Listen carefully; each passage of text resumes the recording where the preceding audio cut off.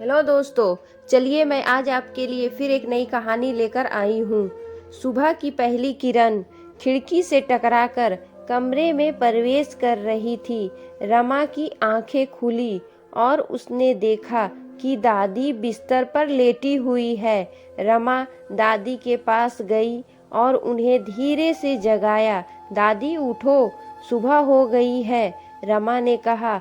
दादी ने धीरे से अपनी आंखें खोली और रमा को देखा। रमा, तू यहाँ? दादी ने पूछा। हाँ दादी, मैं यहाँ हूँ, रमा ने कहा।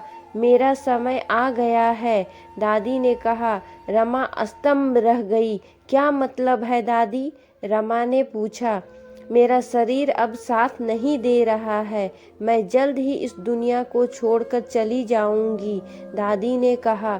रमा ने दादी को गले से लगा लिया और रोने लगी। दादी, मुझे छोड़कर मत जाओ, रमा ने कहा। रमा, तू रो मत, मैं हमेशा तुम्हारे साथ रहूंगी, मेरे आशीर्वाद हमेशा तुम्हारे साथ रहेंगे, दादी ने कहा।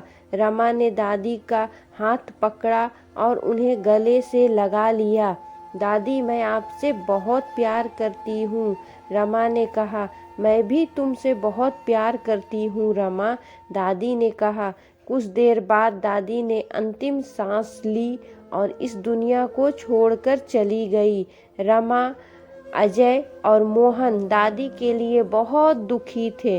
उन्होंने दादी का अंतिम संस्कार किया। दादी के जाने के बाद रमा को बहुत खालीपन महसूस होता था। उन्हें दादी की बहुत याद आती थी, लेकिन उन्हें पता था कि दादी हमेशा उनके साथ रहेगी।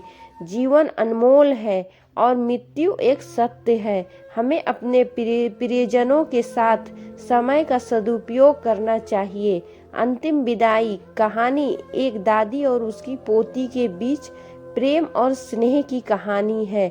यह कहानी हमें सिखाती है कि हमें अपने प्रियजनों के साथ समय का सदुपयोग करना चाहिए।